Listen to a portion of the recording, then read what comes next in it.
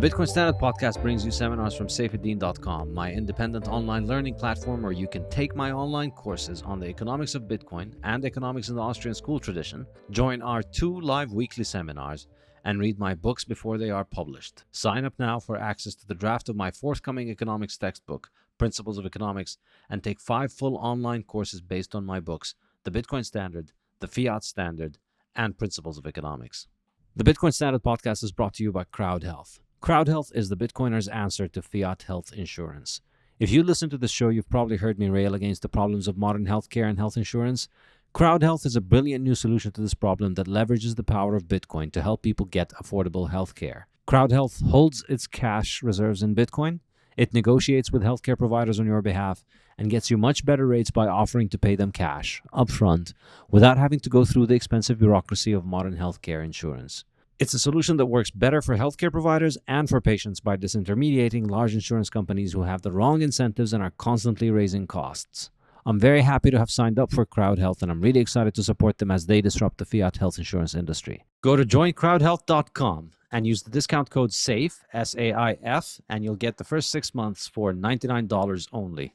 Coinbits. Coinbits is a great way to introduce your pre-coiner friends and family to Bitcoin. Get them set up in under a minute and help kickstart their journey by turning everyday spare change into Bitcoin. This Bitcoin-only app takes the uncertainty and fear out of Bitcoin saving by rounding up debit and credit card purchases to the nearest dollar, then using the difference to buy Bitcoin.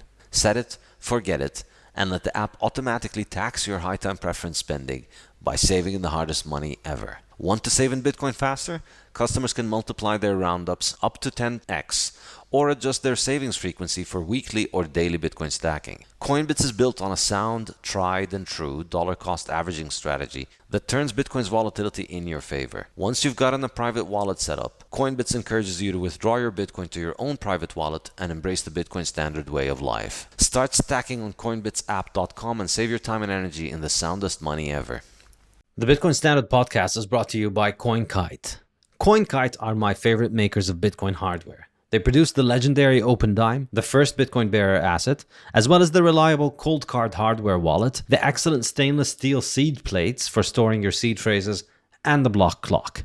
Now, CoinKite have produced the Sats card, a card the size of a credit card which can store Bitcoin and works great as a gift.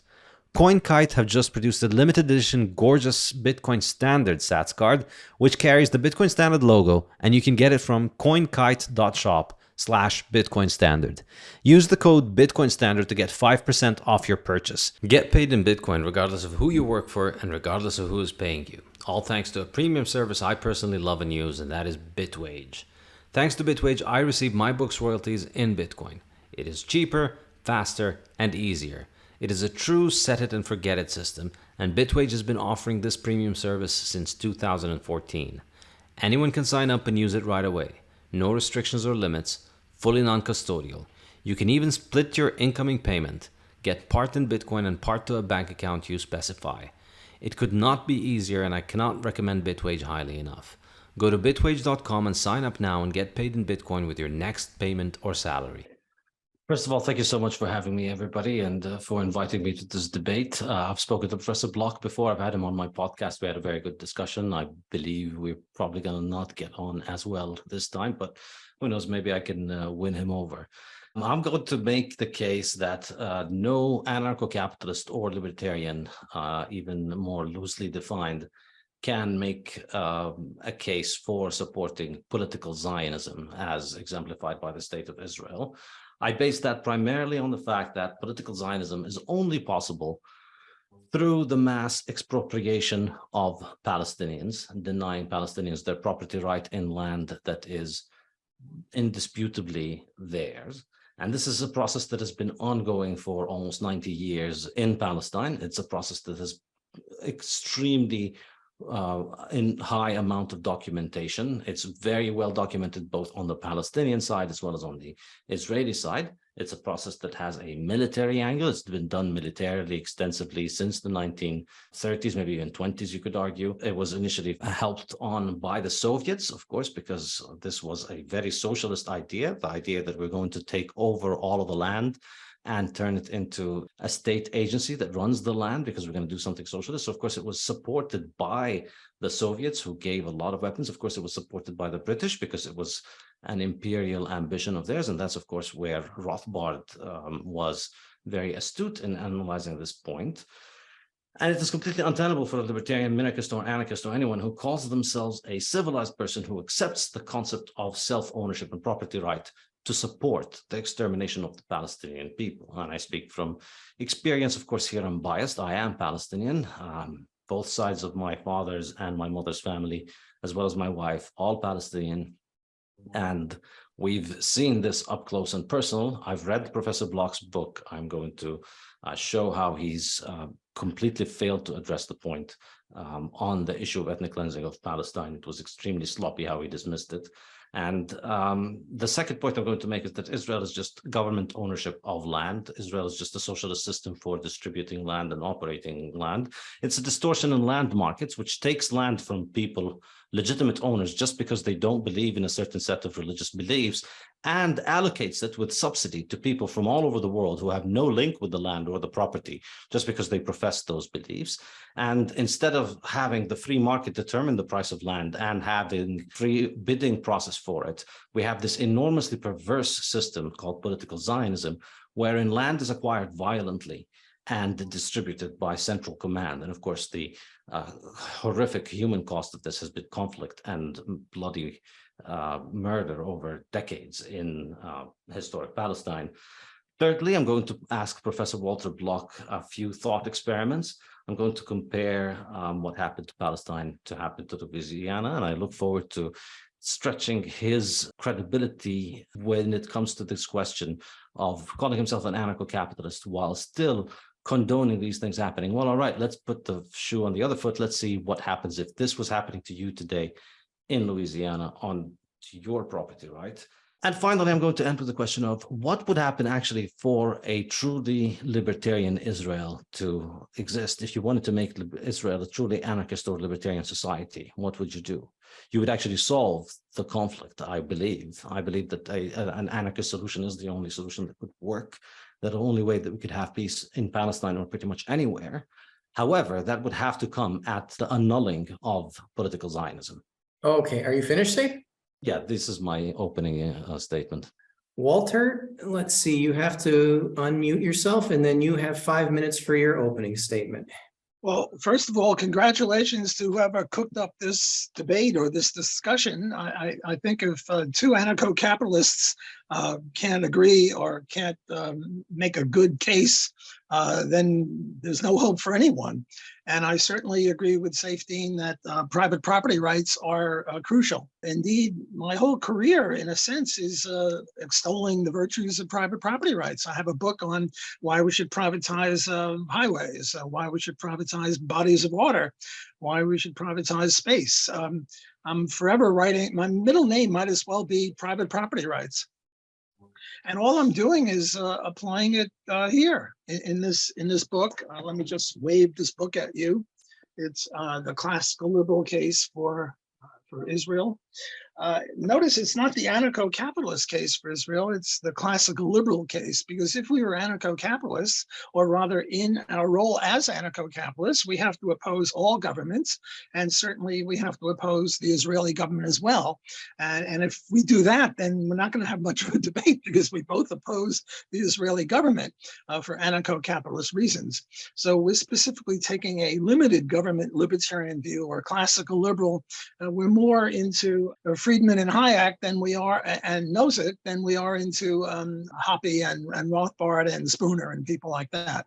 So we're looking at it from a classical liberal point of view. And I have these eyeglasses, and these eyeglasses are libertarian, and they are private property rights oriented. And before I get into it, I have to say that I have a co-author, Alan Fuderman, and I also want to mention Rafi Farber, who wrote a lot of the articles, or was a co-author with me and Alan previously.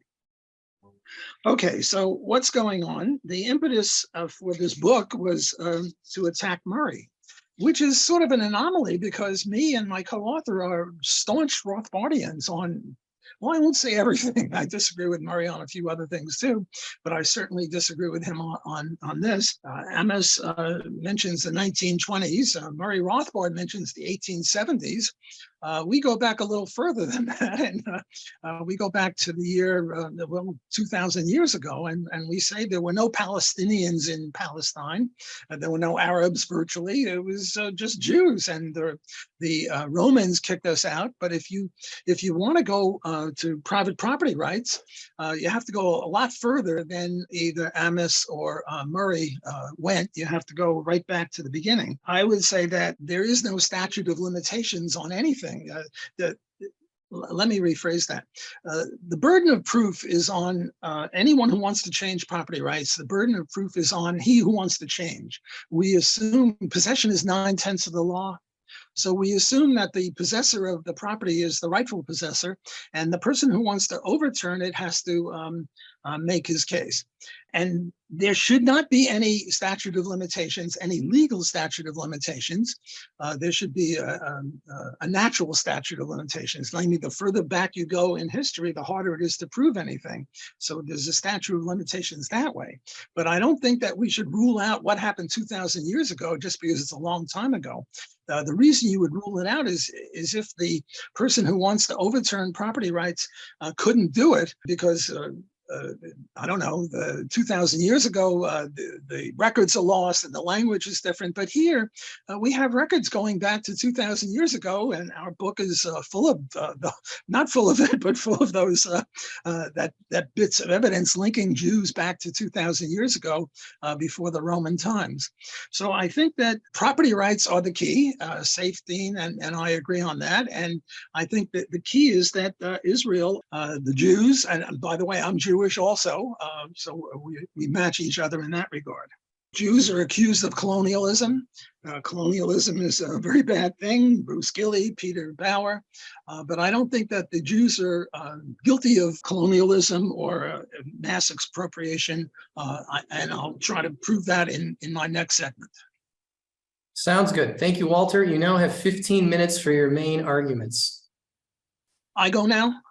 Yes, 15 minutes. Okay, great. The area of Palestine was pretty empty. It's a similar situation to what happened in South Africa. And in South Africa, the first people there were not blacks. They were whites. They were Dutch and they were English. And they had a good economy, a better economy than the black people had in the contiguous states. So later on, black people came to South Africa, but the whites were there first. Well, something similar has occurred with Israel. There were no Palestinians there. The Jews got there. The Jews had a better economy than the Arab countries, and a lot of Arabs came in, but the Jews were there first. And if we're Lockeans, John Locke, we believe that the way you establish private property rights is by mixing your labor with the land. And who should count as the mixer of labor, the first guys to arrive or people who come afterward? Obviously, the first guys to arrive. Now, with regard to Palestine, it's interesting. Even the word Palestine is of interest. The Jerusalem Post, founded in 1932, was called the Palestine Post until 1948, which indicates that the Jews were in Palestine. The Bank Leumi Israel was called the Anglo-Palestinian Bank. The Jewish Agency was called the Jewish Agency for Palestine. The house organ of the American Zionism in the 1930s was called the New Palestine. Today's Israel's Philharmonic Orchestra, founded in 1936 by German Jewish refugees, was called the Palestine Symphony Orchestra and comprised of some 70 Palestinian Jews. The United Jewish Appeal, UJA, was established in 1939 as a merger of the United Palestine Appeal and the farm-raising arm of the Joint Distribution Committee. And even Immanuel Kant, the philosopher, referred to the Jews as the Palestinians living among us. So here's some evidence that what was going on in Palestine for many, many years was not Arabs, it was Jews. The Jews were the Palestinians, namely the Jews were the owners of the private property rights. Now, there are cases where the Arabs had land, but the land that they had was mainly Well, you're not supposed to say swamps. You have to say wetlands nowadays if you want to be politically correct. But they were either swamps or wetlands or desert or something. And they were listed as uncultivatable. Not only uncultivated, but uncultivatable. Well, uncultivatable and uncultivated means that they didn't mix their labor with the land. Well, if they didn't mix their labor with the land, and yet they were credited with owning the land because of government interference by the Ottomans and the British, who were very much against the Jews. The Ottomans wouldn't allow Jews to immigrate into Israel. The British wouldn't allow that either, or they radically reduced it. You can give credit to the Arabs for owning the land if you believe in this stuff. But if you're a libertarian, even of the limited libertarian vision that I'm now extolling, not the anarcho-capitalist, you can't credit them with ownership of land. And ownership of land is crucial. I have to give you a quote from William Lloyd Mackenzie King to Frederick Charles Blair. This is in the 30s when the Canadian government was asked, well, how many Jews can immigrate into Canada? And the answer was none is too many. Well, this attitude of the Jews can't immigrate into your country not only applied to Canada, and this is in the 30s when the Jews were trying to get away from the Nazis, but it also applied to the land of Palestine, or what is now Israel. There was a severe limitation on the number of people who could immigrate into the place and therefore who could have owned property. Okay, now one criticism of Jewish land titles is that some of the land was bought under Turkish land titles. And somehow the Turkish land titles were deemed illegitimate. Well, you know, they probably were illegitimate. Turkey is a country. Turkey is not exactly a libertarian country. So I'm sympathetic to that. But the argument against that is that these land titles were also used to justify Arab ownership. Well, if you're going to attack Jews for owning land under the Turkish rule, well, then you have to do it. You have to be even Steven on this, and so this is hardly an argument against Jewish land ownership. And then again, it was the only legal way to buy property. So if you wanted to buy property, you had to buy it under Turkish Ottoman rule, and there was no other option. So the Jews bought land that way. It had limited validity, but it was better than nothing. And again, the Arabs didn't homestead the stuff. The Jews were there first. They were there since Roman times. Parenthetically, I too bash Israel. I'm not a big fan of Israel. I think, you know, what's this leaflets crap? I mean, you know, before they bomb a place, they throw leaflets. Whoever threw leaflets at somebody saying, go away and we're going to bomb this place in an hour or whenever it is. Israel is fighting its enemies with 1.5 or 1 3/4 arms behind its back. So one of my criticisms of Israel is they're a bunch of softies. They gave back the Sinai Peninsula. They won it fair and square based on a defensive war that they fought, and yet they gave it back. I think Israel should, the greater Israel should now include the Sinai Peninsula. They allow some refugees back in on humanitarian grounds. Do the Arab countries do that? No, the Arab countries kicked out all the Jews. So you have a sort of a situation where if you look at strict libertarianism, well, you know, we should ignore that because, you know, we're just discussing Israel. But if you look at it a little bit more widely, not so much from an anarcho-capitalist individualist point of view, but realpolitik, yes, there were a lot of Arabs who want to return because in 1948 they left because the 5 armies that were attacking Israel in 1948 told them to leave. Well, there were plenty of Jews that were kicked out of all the Arab countries. You'd think a swap could be made. Instead of the right of return of the Arabs to Israel and a right of return of the Jews to the Arab countries, which would be impossible because the Jews can't live there, have a swap. But nobody is open to that, and I hope Saifedean is open to that. Then there's this idea that somehow there's ethnic cleansing. Well, the Arabs who remained in Israel after 48, and the Jews begged them to stay, but the ones who did, 20% of the Jewish population is now Arab. And these are citizens, and some of them are even in the military. So you can't talk about ethnic cleansing. And Israel banned the Kach party, the Rabbi Kahan. I don't agree that the Khan had some problems, but I don't think they should have banned his political party. But they didn't ban 4 Arab parties. Not only didn't they ban 4 Arab parties, the 4 Arab parties, they're not in the government now, but they were in the previous administration, the previous government. So how can you have ethnic cleansing? I mean, there were no Jewish political parties under Nazi Germany. That was ethnic cleansing.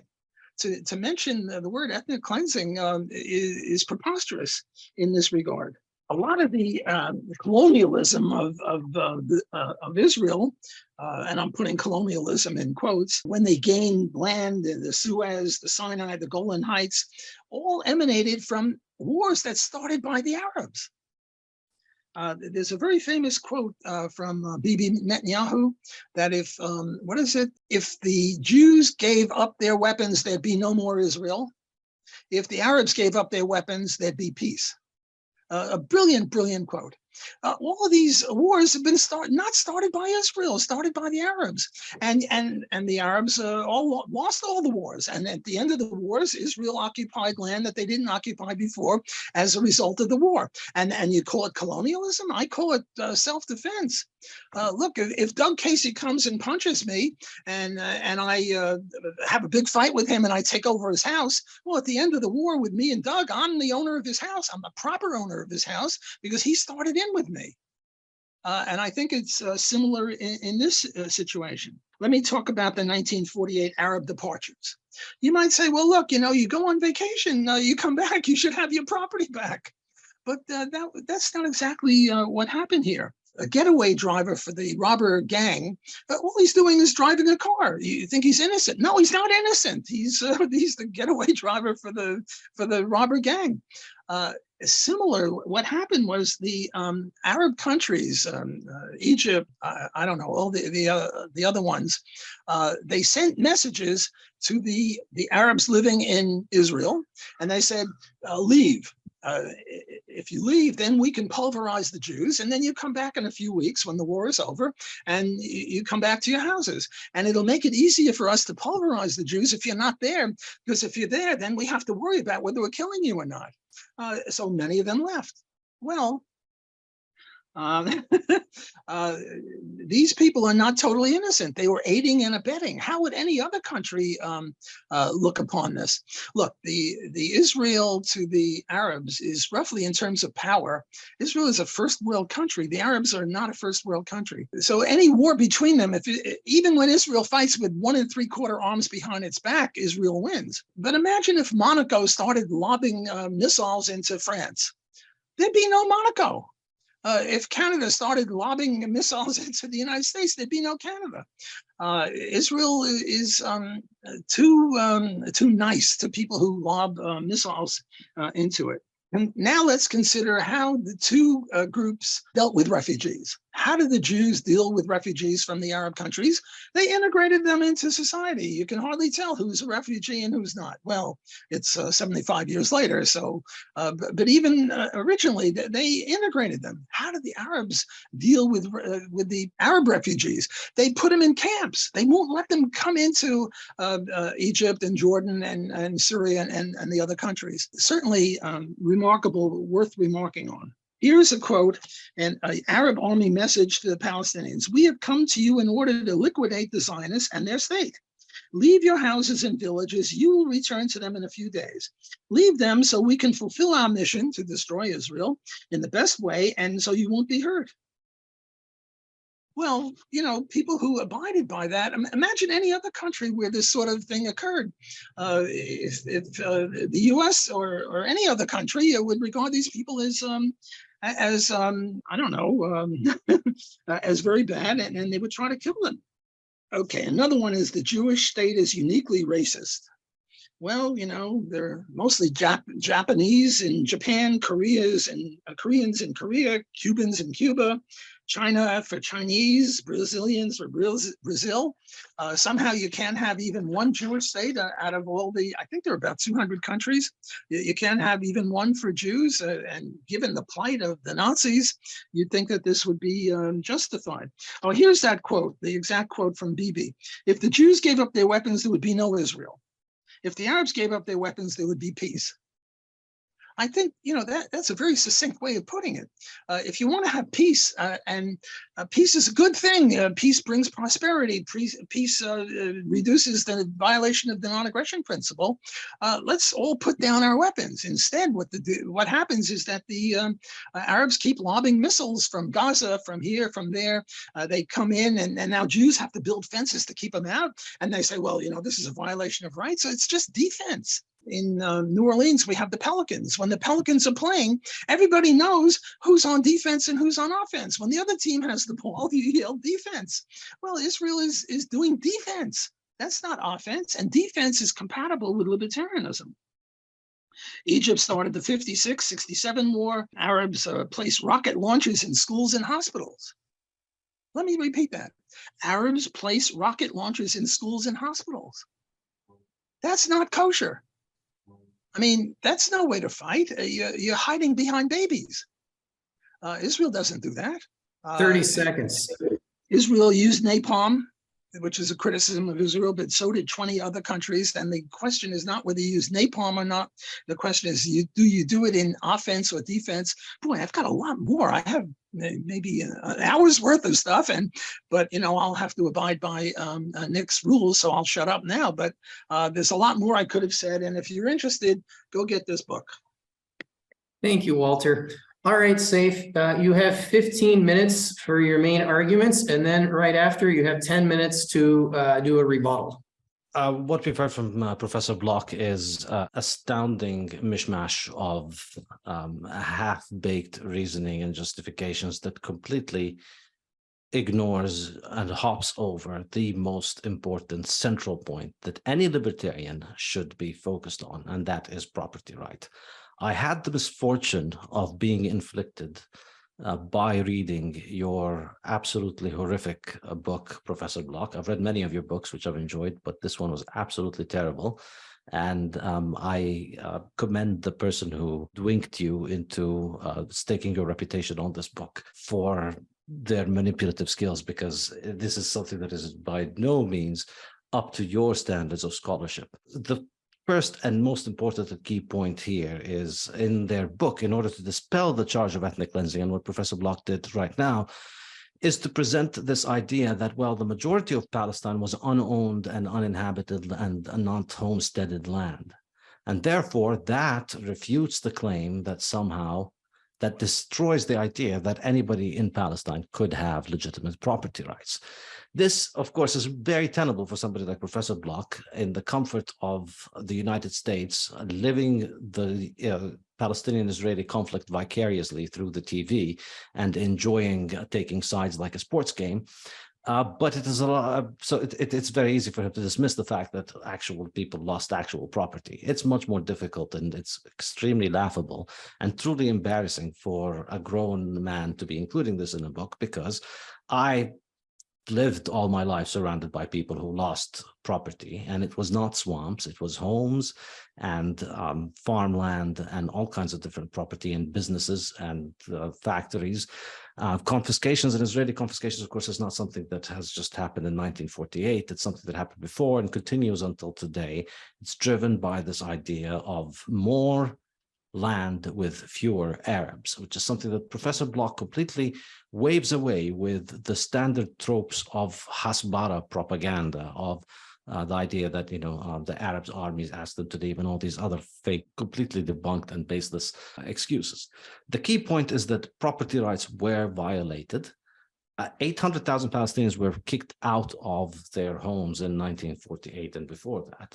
And of course, the ethnic cleansing of Palestinians began before the 1948 war. This is an extremely important point. All of the defense of Zionist aggression and ethnic cleansing starts with the idea that, well, the Arab armies declared war. Well, the Arab armies declared war after the British mandate ended. So that was May 15, 1948. Before that, already, between 250 and 300,000 Palestinians had already been ethnically cleansed through systematic operations that are extremely well documented. And you see the documentation in the book that I recommended for everybody to read, The Ethnic Cleansing of Palestine by Ilan Pappé. This is a process that had been premeditated and planned from the 1930s, carried out in 1947 and 1948, with the view of bringing the British mandate to an end. And the process of ethnic cleansing, of course, was completely aided by Britain. And the entire thing, the entire Zionist project, of course, was to a very large degree a British project. It was the British that motivated and moved it, started with the Balfour Declaration, even before that, and then after that. It was a product of the fiat money regime in Britain that came out from World War I, that they continued to support this idea. So the entire thing, of course, for a libertarian, is extremely untenable, because on every level it violates all of these ideals that we hold about property and non-aggression. And so we have this systematic operation of ethnic cleansing and displacement to build a national homeland for one single part of the population. And here, of course, remember, in the early 20th century, the Jewish population of Palestine was less than 10%. It was around 10% of the population. So around 1917, when the Balfour Declaration was made, only around 10% of the population was Jewish. And it was a very diverse society. It had Christians, it has Muslims, and it had Jews, and they were a part of the society. And the Zionist idea, which came, of course, from the Europeans, it was a very simple ethno-fascist idea of, we're going to make this land for a single people and we're going to get rid of everybody else. It was not different from all other kinds of fascist ideas that were popular in Europe at the early 20th century. And ethnic cleansing was an enormously critical part of this, and it's an accepted part of this, because it had to happen, because you cannot have a national homeland with 10% of the population. You have to have a significant majority, and the Zionists and the leaders of the Zionist movement understood this very well, and they worked towards it. They acquired land legitimately by buying land, but they also acquired land through violent means. And then by 1947, they went through the plan of ethnically cleansing as many Palestinians as they could get through, and they did get through a lot of them. Somewhere between 800,000 and 1 million Palestinians were ethnically cleansed. The fact that some remained, the fact that some Palestinians remained in the areas that were occupied by Israel at that point, is no evidence that they did not try. This is another sleek trick that Professor Block tries to pull off in his book. Well, just because they didn't finish the job somehow means they didn't start. And the reality, of course, is much more complicated than that. It's not easy to kill an entire population and expropriate them. In Professor Block's book, he does mention the example of Tantura, and specifically I thought I would share with everybody here this footage, specifically on the example of Tantura. We're going to be reading the subtitles. I presume most of you don't speak Hebrew anyway, but you can read the subtitles.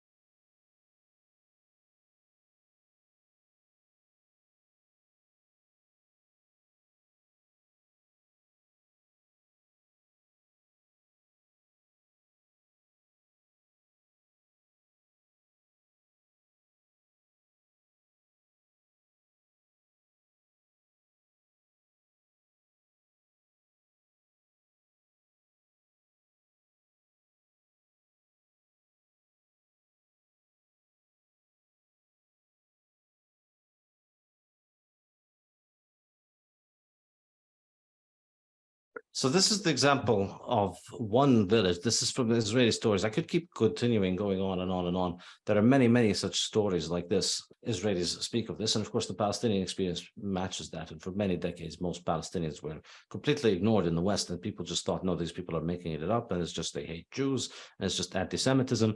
And all of these experiences were completely discounted. But now it's become undeniable because Israelis have just come to terms with it and have becoming more and more open about it. But there's no questioning that it happened. There was a massive and systematic ethnic cleansing of Palestinians, and that is the only way that you could build an ethnic homeland in a land in which you're not a majority. You have to get rid of people, and this was what happened. And since that happened, this is the first point. The second point, and the reason why we could discuss the issues of property, and I'm going to come to all of the refutations of all the specific points that Professor Block made about the history of Israel and why he's completely inaccurate. But there is the reality of today, regardless of what you think about the past. There is the reality of today, which is that today, Israel's government owns 80% of the land. 80% of the land is not in the free market. It's owned by the government and it's allocated to people by a central planning committee. There is no free market.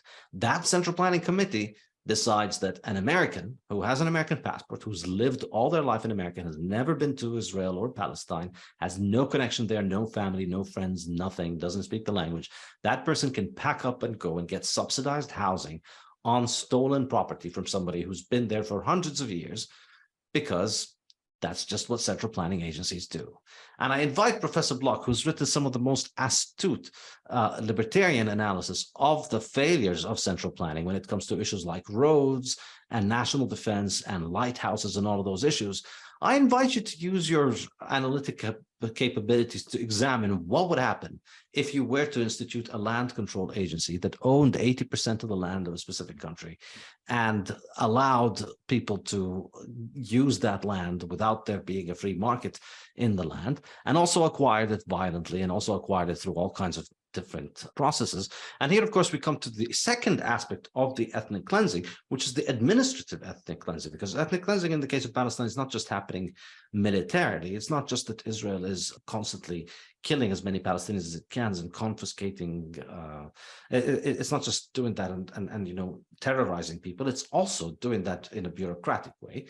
And here we have another video of this, most of you must have seen this, the settler who this was a couple of years ago when things escalated, I think a year or 2 years ago. And this settler who was trying to just take a piece of land into Sheikh Jarrah neighborhood in Jerusalem, which was the owners, the Palestinian owners, were going to get evicted by the Israeli courts. And this settler from Brooklyn, I think, was going to come and take that land. And they were telling him, look, no, it's our house. And he's flat out saying, look, if I don't steal your house, somebody else will steal your house. So let me just take your house. And he's just there to kick them out of their house, knowing that the court is going to kick them out in a few days. And he's just standing there and he's saying, hey, let me steal your house, because if I don't take it, somebody else is going to take it. I mean, this is the reality on the ground, which unfortunately professors like Walter Block are completely ignorant of, and that they go around promoting Israel as this kind of oasis and ideal of property rights and respect for property rights. The reality is the administrative ethnic cleansing has been going on nonstop with one express aim: more land, less Arabs, or fewer Arabs if you want. More land, fewer Arabs. That's it. That's how this has been going. And the courts continue to find ways of taking lands away from Palestinians, preventing Palestinians from building, preventing Palestinians from expanding, preventing Palestinians from accessing any kind of geographic contiguity with one another, so constantly surrounding them, both in 1948 and in the West Bank. This, of course, continues. And this is, of course, completely untenable. And the reason it is completely untenable and completely inconsistent and hypocritical is that Professor Block at once wants to argue that Israeli ownership of land from pre-1948 is legitimate, even though I never said that that was illegitimate. And this is, in my opinion, Israeli, or land owned by Jews before 1948 is perfectly legitimate. They have the right to own like anybody else. In his mind, he's saying that that is legitimate, which is an argument that I don't dispute. And yet the same property from which those landowners bought and the same land contract with which they bought, they decreed property for Palestinian landowners who are today refugees in Lebanon and in Jordan and in Syria, and whose property is not recognized by Israel. And so when it comes to the issue of property rights, with all, we can put aside all of the history, we can keep aside all of the acrimony about the past. Let's just look at the present right now. You can't call yourself by any stretch of the imagination a capitalist, or a believer in property rights, or a believer in civilized interaction between human beings, or the possibility of peaceful, civilized coexistence between human beings, and support the policy for land ownership that we have in Israel today. That's what it ultimately comes down to. Thirdly, I'd like to offer Mr. Block, Professor Block, the thought experiment of this. Today, in the year 30 seconds. Oh, 30 seconds, okay. Well, since I'm going to now move on to the refuting, I'll begin my refutation by asking him for this thought experiment, which is, today, the population of Louisiana has about approximately 10% of the population of French origin. So about 10% of Louisianans are French. Now, I'd ask Professor Block to put himself back in a century back. 1922, it was a similar situation in Palestine. There was about 10% Jews at that point. They were just a part of the population. And for the vast majority of people there, this was not an issue. They'd always lived there and they'd always been there. And somebody comes up and announces, we're going to make Louisiana into a national homeland for the French. And suddenly you get the Soviet Union arming local militias in your neighborhood in Louisiana. And the people behind those local militias saying, hey, we don't recognize Louisiana property laws because these were issued by the US government, and the US government invaded Iraq or runs Guantanamo Bay or what have you. You know, we will never run out of excuses of bad things that the Israeli government did, that the American government did. And so therefore, its private property contracts are invalid. And Louisiana is the historic land of the French. And here, you know, Walter Block has all these stories about why, you know, the Jews are the only ones that existed, whereas the Palestinians didn't. And so therefore, he's got his stories, so nobody else is allowed to own the land. We could make up, anybody can make up these silly stories. They're very easy. I mean, I just challenge Professor Block to spend 15 minutes. He'll come up with a very simple story, very convincing, compelling story for why Louisiana is historically French land, and it's the land of the French, and it should be a national homeland for the French. And if that were the case, what would Professor Block think? And then my second thought experiment would invite Professor Block to think of what would happen if the US government were to treat non-Christian Americans, and so, you know, American Muslims and Jews and Hindus and atheists, of all non-Christian Americans, were to be treated in the same way that non-Jews are treated in historic land of Palestine by the Israeli government, similar to the way that the Palestinians of the West Bank and Gaza, as well as the Palestinian citizens of Israel, were to be treated. Would he accept that, and would he call that libertarian? So why don't we see Professor Block campaigning for these kind of policies in the US? Why is he only campaigning for this and defending and writing books and going out of his way to defend this thing happening in my land, you know, in my grandfather's land? He believes that we should have a national homeland and a socialized central planning agency in charge of the land. Why doesn't he promote these ideas at the Mises Institute? I wonder. Why doesn't he go and contact his local congressman and tell them, hey, let's build a local militia, and, you know, let's make this a majority Christian country and make it really Christian in the same way that Israel is a Jewish country. I presume if a politician ran by these slogans, Walter Block should support him, right? So I invite Professor Block to explain to me why he does not support those things in the US.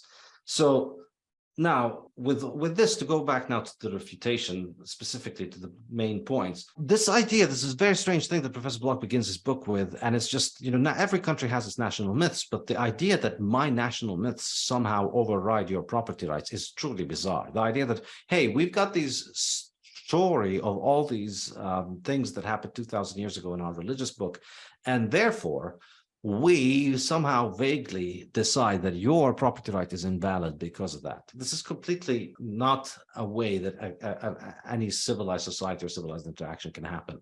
The way that civilized society happens is that we respect existent property rights, and we respect legitimate property rights, I should say. And legitimate land is land that is, as Professor Block said, homestead or acquired legitimately.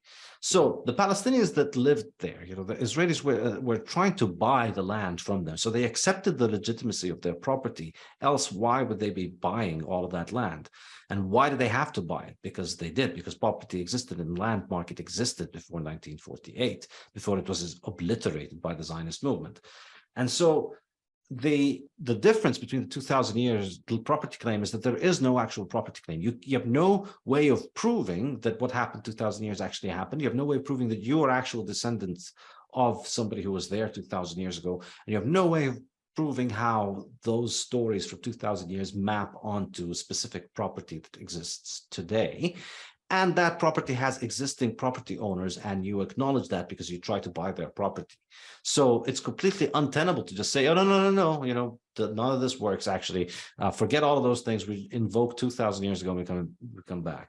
The reality is there were Palestinians. This is a piece of fiction that is maintained in America more than Israel today, because Israelis recognize the reality. They realize that if there were no Palestinians, they wouldn't need to be serving for years in the military. They wouldn't need to have gone through all of the things that they had gone through. If the land truly was a land of a people, a land of a people with no, a land with no people for a people with no land, you wouldn't have 100 years of conflict erupt over this land. There were people there.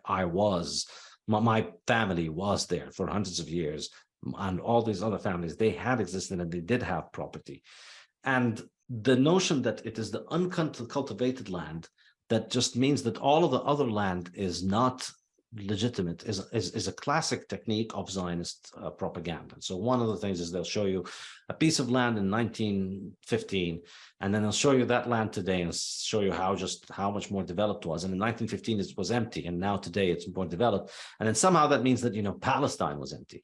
But there's empty land everywhere at all times. We could take a piece of, there's a lot of empty lands in Louisiana. We could take a picture of that, and that constitutes, according to Professor Block, an argument that there are no legitimate properties in Louisiana, because there's a lot of swamps in Louisiana, right, Professor Block? You guys have a lot of swamps. And so by that measure, all Louisiana property is invalid. This is essentially what Professor Block is saying. The other point that he keeps repeating and Zionists keep repeating is this idea that Arab military told the Palestinians to leave. So therefore, and this is extremely bizarre, the Palestinians become complicit in the attack of the Arab army, and they lose their property as a result.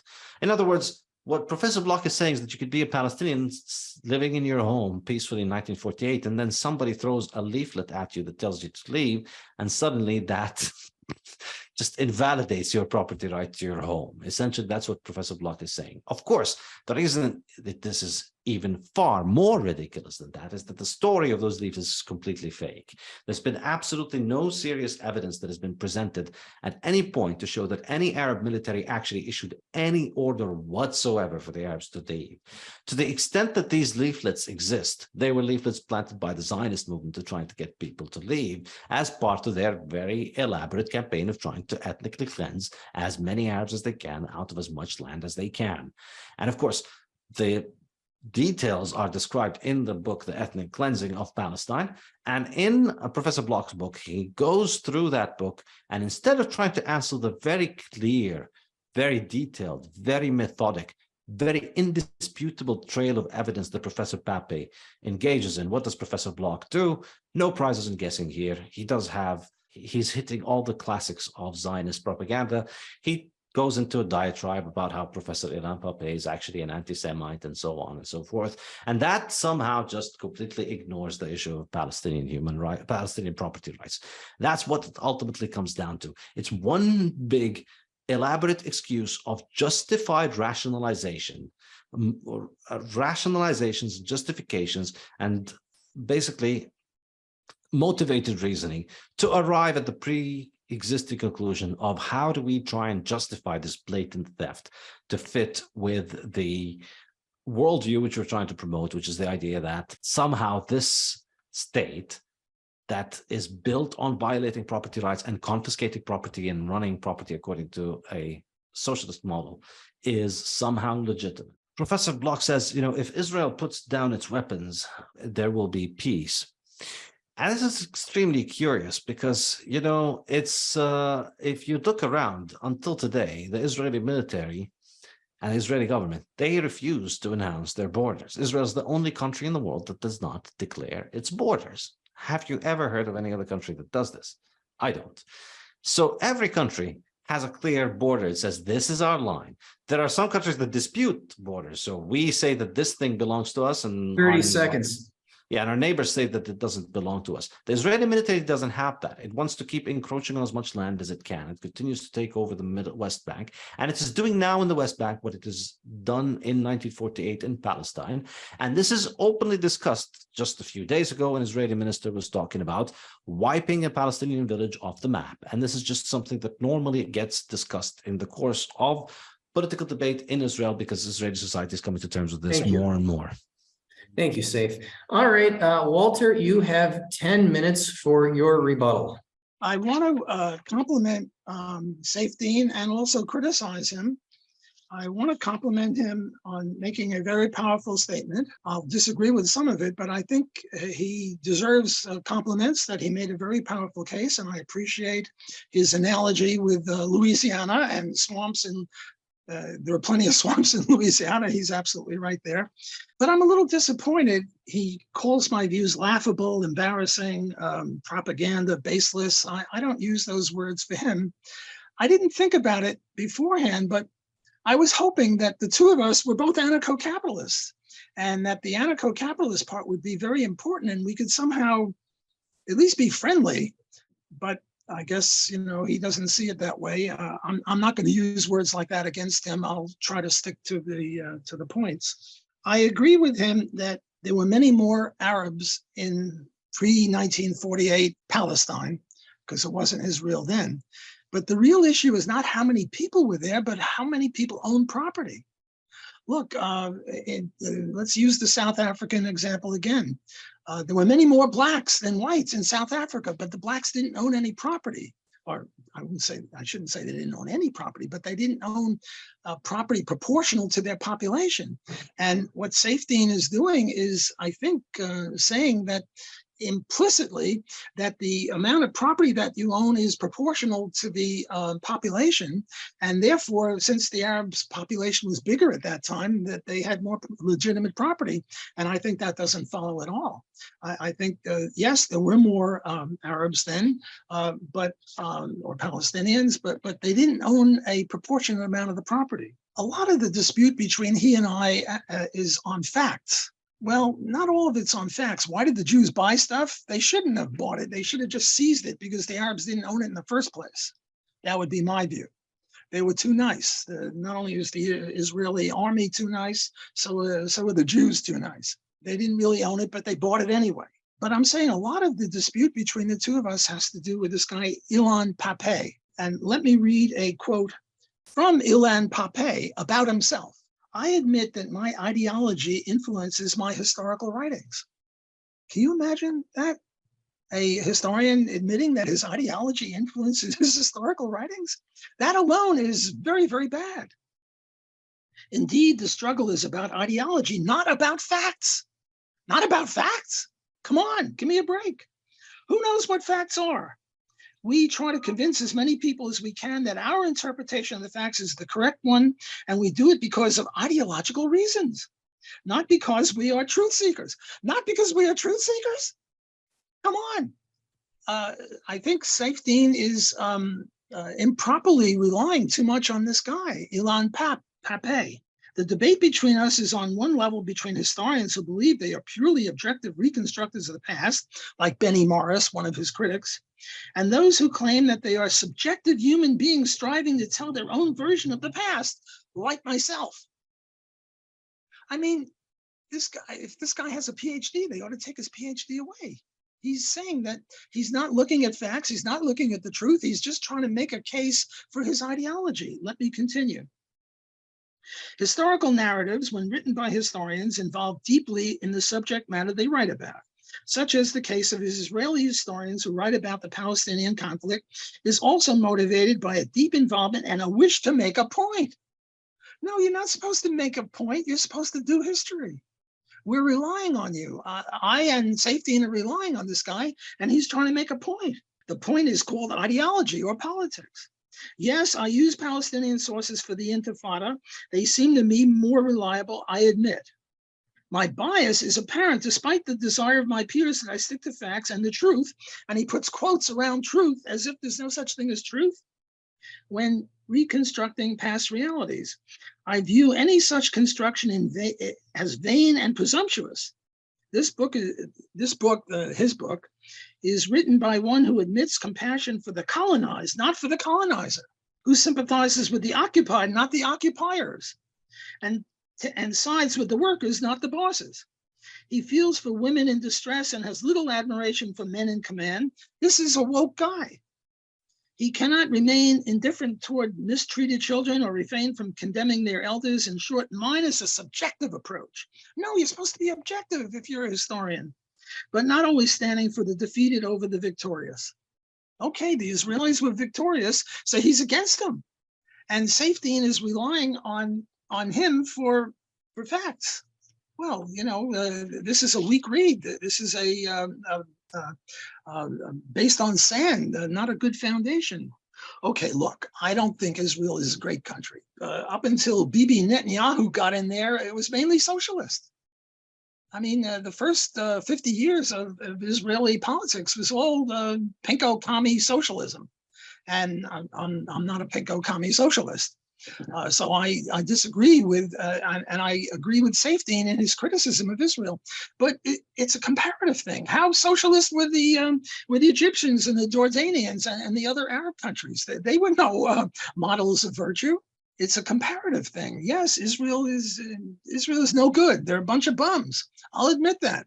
They're not Ron Paulians or Murray Rothbardians, as Murray in any other context would want them to be. I appreciate Saifedean's challenge to me to talk about, suppose we try to make Louisiana French, and I happen to own a condominium on St. Charles Avenue in New Orleans, and they're going to take it away and give it to me to some French guy.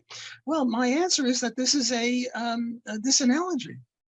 The French didn't own it all. I bought it. I bought my condo from somebody. We had land title search, and it was a legitimate search. He showed us those pictures of somebody taking somebody's property away. He's assuming that the Arabs were the rightful owners in the first place. But no, they weren't.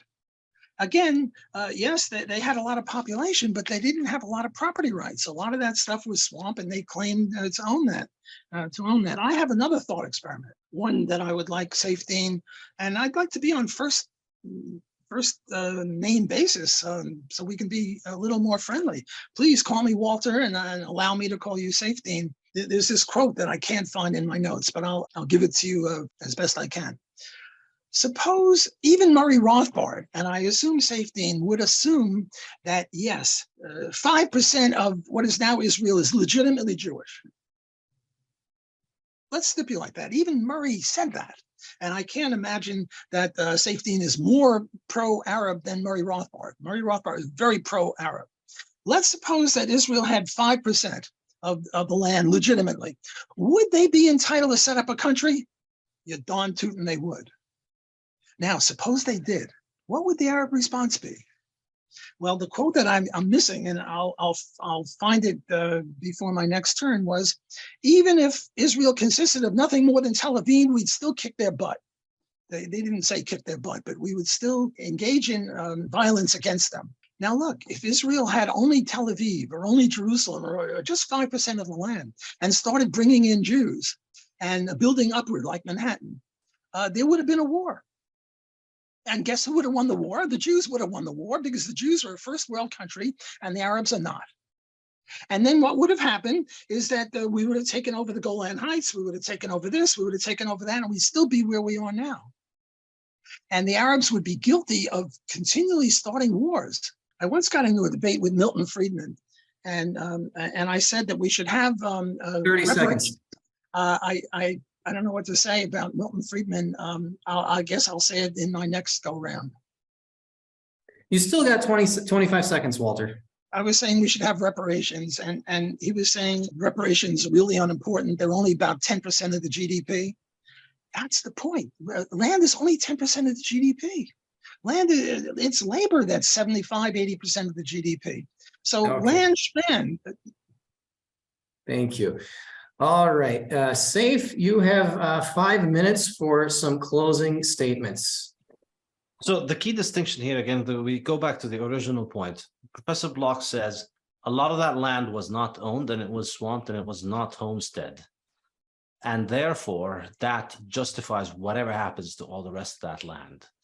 The point here, and then when I mentioned that, he responded by saying, I am saying that because the population, the Arab population, was larger than the Jewish population, then that means that the Arabs necessarily had more land. That's not the point. They probably did. But the real issue here is it is not a matter of who owns how much. This is not a democracy. It's not like you buy a certain amount of property and then you get to take over everybody else's property. So when 1948 happened, when the partition plan by the United Nations was issued earlier, the amount of land that Israelis owned was about 5% of the country at that point. What the partition plan gave them was 55%. What they got by ethnic cleansing was about 78%. So this idea that 5% ownership entitles you to 78% because everything else just becomes invalid is completely untenable. And so what he's saying is that the fact that some land is useless or swamps or not homestead, how does that invalidate the property claims of the other people? It doesn't matter if you're even talking about one person who gets kicked out of their house and denied their right to return to their house. That is a violation of their property right. And without that, Israel would not have been possible. Without that, we would not have had political Zionism. So the idea that we just want to move over that completely ignores it, because again, libertarianism is about the initiation of aggression. Libertarianism is about the idea of who initiates aggression. And Walter says, well, they shouldn't have bought the land, they should have just seized it. Well, if they just seized it, how could they have bought it if they could have seized it? I mean, they paid for it. So there was clearly somebody who was accepting payment. There was clearly a mechanism for buying and acquiring that land. So they accepted the legitimacy of the property rights. And that is the basis on which the Zionist state itself was built. It was that land that the Zionist movement acquired, which formed the genesis and oasis of the country. Now, the really weird thing here is that he's saying, if Israel somehow, this victimization, this kind of David complex where Israelis insist on portraying themselves as if they're the David in the region is just completely ridiculous. This idea that, well, even if we were just in Tel Aviv, they would have come to us. Well, no. The reality of the matter is that the Palestinians are the ones who have experienced this. Israelis are always going on about, where they're going to eradicate us. They want to kick us out. They refuse to let us exist, and they talk about it as if it's just this inconceivable horror, when it is exactly what they have done to the Palestinians. They destroyed the ability of the Palestinians to live in their land, and they've kicked them out of their land. And that is just justified by Professor Bloch based on the idea that, well, they would have done it to us. But no, the reality shows this was a systematic attempt that started from the early 20th century, and it was financed and armed throughout the first half of the 20th century by foreigners who were not from Palestine. It was not a grassroots movement, and it was financed heavily by foreigners, and it was financed, of course, and this is the key thing, this is not a Jewish thing. This is not part of Judaism in any meaningful sense, because, there'd been 2,000 years before that through which Jews had lived in Palestine, like they'd lived all over the world. And this talk of Jewish nationalism and Zionism only came about in the 20th century as a result of European ideologies, and it came from secularists. People like Theodor Herzl were not religious people. People like the Rothschild family who financed this heavily and lobbied the British for it heavily, they were not religious. This is not a religious movement. This is a thoroughly secular movement. It has nothing to do with Judaism, because nothing about Judaism justifies the taking of the property of innocent people. But this has just been wrapped around with a guilt complex to make it as if, well, now it's legitimate to do it. And on the issue of Papé, again, you refuse to engage with the evidence. What Papé was saying there was just a critique of how historians, what the context 30 seconds. Yeah, the context there is that he's critiquing the Zionist historians who bring their ideology. And he's saying, yeah, ultimately, nobody can escape their ideology. And this is the reality. And I think as an Austrian, you cannot escape that. You understand that you have your biases and you have your ideas. But at no point does that destroy the credibility of his facts. And I do not rely on him. I know this from my own family, my wife, my family. We've experienced this. It's well known, and millions of people repeat those stories because they're real. Thank you, Saif. All right, Walter, you have 5 minutes for closing statements. Saifedean mentioned Ilan Papé 3 or 4 times before I mentioned the problem with Papé. I think he is relying on him. I say land schmand. Land is unimportant for GDP. It's very important for justice, but there are other things besides justice. Sometimes I think, suppose I were the advisor to the Black people in the US. You know what kind of advice I would give them?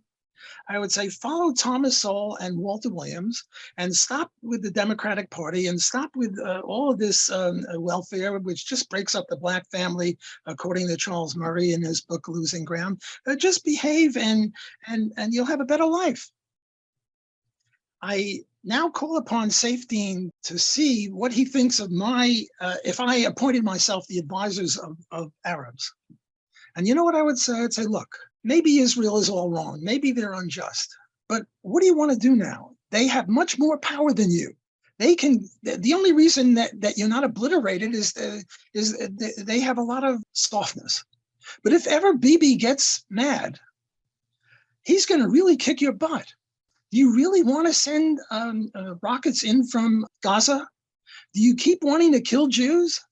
Is that the best way that you can behave in order to preserve and have flourishing for your people? Why not, instead of that, give in to what you see as unjust, because it'll be much better for you. Your very lives are at stake. Israel is a tough country, or at least potentially, if the left doesn't get back in. So what I'm trying to say is that if you really have the best interests of your people, Saifedean, you will join me and acknowledge or say, okay, it's unjust, but it's not wise. And wisdom is also part of this thing. I mean, if you love your people, and I do, I love your people despite the problems, because they're human beings, and human beings are precious. And there are going to be a lot of deaths if you keep sending in rockets from Gaza, and you keep murdering Jews. And every time a Jew gets murdered, you know what the Palestinians do? They celebrate, and they make them a martyr, and they give presents to the parents and all that. This is not a good way to behave. If you want to be the leader of your people, and you want to join with me, and you and I have a lot more in common than we don't. Namely, we're both anarcho-capitalists, we're both libertarians, we both like and want to help the Arab people. And I say, if I were the advisor to the Arab people, I would not advise them to keep down this present path. It's a very, very bad path. Just like the blacks are engaging in a very bad path. Just like the Jews are engaging in a very bad path. 90% of them vote for the Democratic Party. So I'm not a big fan of Jews either. So what I'm trying to say is, maybe we can, I was hoping we could overcome this. I was hoping that out of this dialogue, debate, whatever, we could come up with something positive instead of just leaving it, well, I say I'm right, you say you're wrong, and leave it at that. I was hoping we could do better than that. And I offer you the hand of peace, or I don't know, I'm not very eloquent on these sorts of things, but I think that we in this group could somehow make the world a better place, like the Abraham Accords. I think the Abraham Accords are a very good way out of this. Again, land schmand, it's only 10, 12% of the GDP. It's unimportant. Human capital is much more important. The Israeli, they had this earthquake in Turkey and Syria, and the Israelis, among many other countries, sent in people to help the Syrian victims of the earthquake, even though Israel is now at war with Syria. I was hoping that you and I, Saifedean, and all the other people here in this group could, out of this conversation, could come up with something better than, well, I say I'm right, you say you're wrong. I say I'm right, you say you're right. I say you're wrong, you say I'm wrong. I think you have a slip of the tongue. 30 seconds, Walter. I think you did have a slip of the tongue when you miss sort of a typographical error on your part when you said if Israel gave up its weapons, there'd be no more Israel. That's the right way to say it. If Israel gave up its weapons, there'd be no more Israel. If the Arabs gave up their weapons, there'd be peace. Peace is a very good thing. Yes, okay, peace with injustice from your point of view is better than war with justice sometimes. Okay. And I think this is one of those times. All right, thank you, Walter, and thank you, Saif. I know this is obviously one of the more controversial topics where people who have an otherwise congruent worldview disagree, and I'm glad. Thank you both for coming. If you care to stay around for some questions and answers, feel free to do so. If you have to go, that's fine too. What do you guys think? Wait, you have to take a survey now, don't you? Okay, we'll do the survey again. In the chat, we'll just do the same thing in the chat as we did before, please. Can I say one more point while we're all here? I'll say I think the libertarian basis for society and the civilized basis for society rests on the concept of property rights, and it is when you accept the legitimacy of property rights that is the only way that you can have society function. That's the only basis. At least you have to have the legitimacy where everybody agrees that property is legitimate. If you have that, then you can have peace. If you don't have peace, if you have a concept of property wherein some person's right to property is viewed differently from another's because of whatever reason you have, that's a recipe for conflict. And that's the issue that I see it as I see it in the Palestinian and Israeli conflict. Ultimately, the problem with what Walter is saying is, listen, we violated property rights, but we're strong, so let's get away with it. This is the opposite of the libertarian logic. I mean, I think it's this is exactly what we we can agree if you would just come to terms with the fact that you are opposing the same thing that you always support. You don't support this thing in the US. Why do you support it in my country? Why do you believe that it is time for people to just give up on it? But the more important thing, the reason why I think it's just completely invalid the way he ended it, why I think it makes no sense, is because he's telling me, hey, why are you guys still fighting as if there is a way of giving up? There is no way out of this. If you listen to what Israeli leaders say, they want the entire land with none of the Arabs, and they are instigating conflict. They want conflict. They want to find reasons to get rid of the land. They are suffocating the Palestinians in the West Bank as much as they can to get them to leave as much as they want. The notion that I, as a Palestinian who grew up in the West Bank, can just choose to give up on this is ridiculous. Because I'm not part of a, I'm not the instigator of this.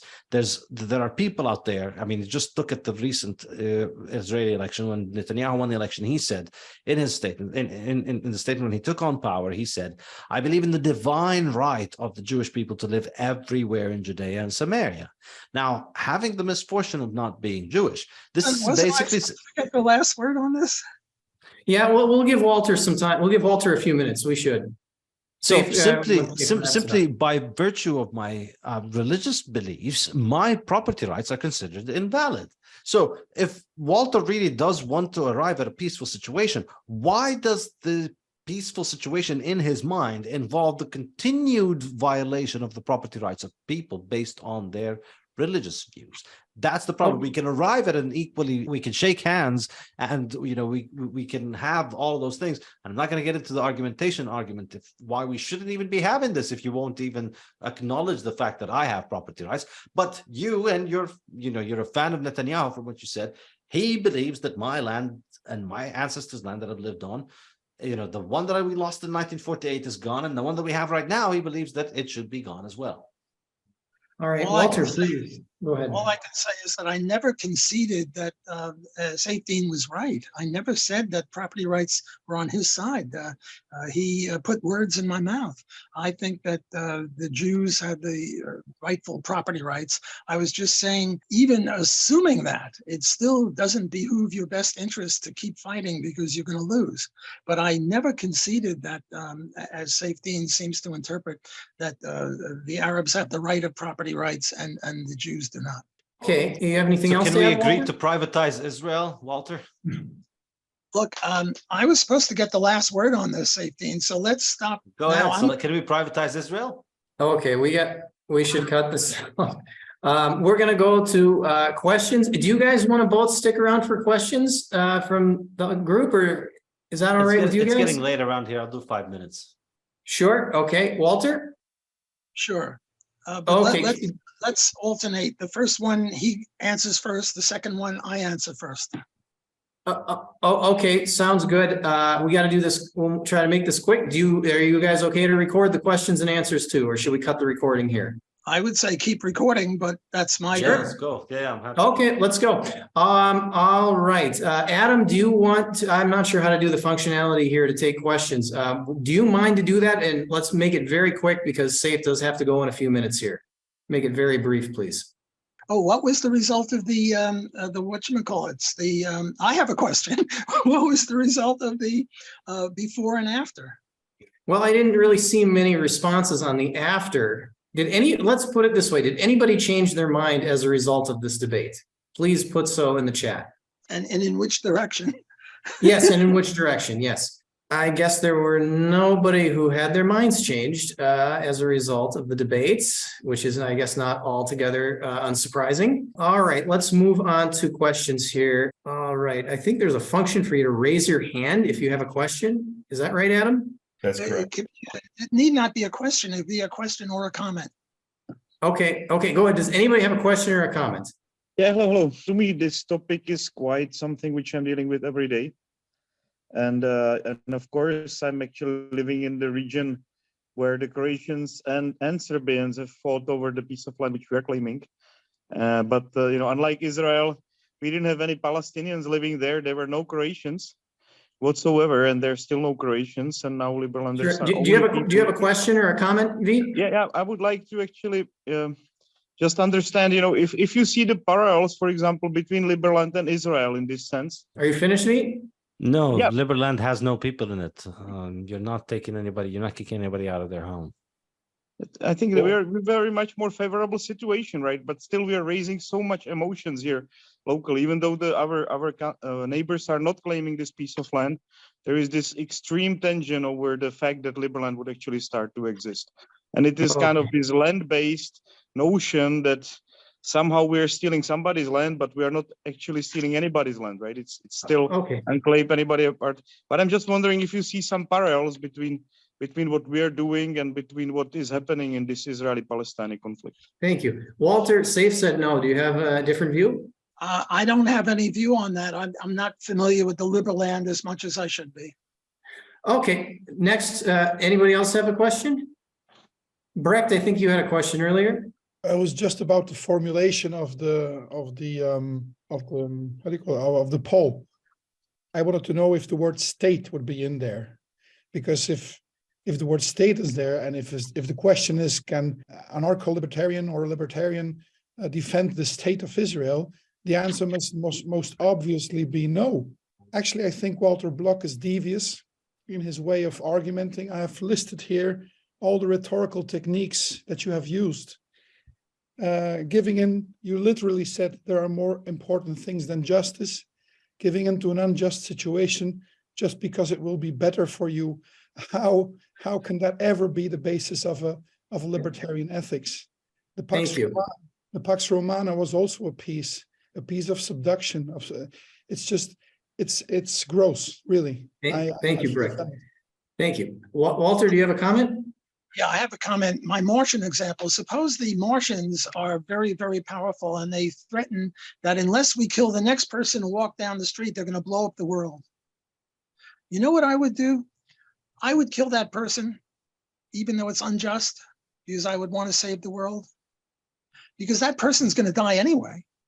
And then I would say that I should be executed because I really favor libertarian justice because I murdered an innocent person. And you know what those bastard Martians then do? They say, if you execute me, we're going to blow up the world. So look, what the Martian example is trying to do is to probe. See, we libertarians believe that there is no conflict between human flourishing and libertarianism. We think that there's never a counterexample where you can have justice and not human flourishing, or human flourishing and not justice. But the Martian example shows you can. If you make up this case where the Martians insist that we do something unjust, otherwise, and they're all powerful and we can't stop them, and they'll blow up the whole world and we'll all die. Do you really sit there, Brecht, and tell me that you're going to allow the whole world to die? The world has lost a good lawyer on you. Quick note here, Adam has to leave at the top of the hour in 1 minute, so the recording is going to be cut off in about 1 minute. But if you wish to stick around, you can. I know, Saif, you got to go. But in any case, I think we're going to keep this meeting going for the discussion. I got to get off. I just want to say one thing to Saifedean. I enjoyed this very much, and I hope we can be friends, and I hope we can continue this dialogue. Thank you, Walter. I enjoyed this too. I just want to make one quick comment before you guys go. My favorite way of learning ever since I was in high school is to hear two sincere and really knowledgeable experts argue something where they don't necessarily agree. And I learned a ton from this discussion. I really respect both of you for being willing to engage in the conversation so that the rest of us can just hold a very contentious and challenging issue in a deeper and deeper light. So thank you so much. It's really one of the benefits of being a part of this group is to have discussions which are courageous and really meaningful to improve all of our thinking. So thank you, Saif and Walter. Thanks for saying that, Foster. you. I got to get off too. Take care. Thank you, Cheers. guys. Take care. Bye-bye. Thank guys. you. Take care.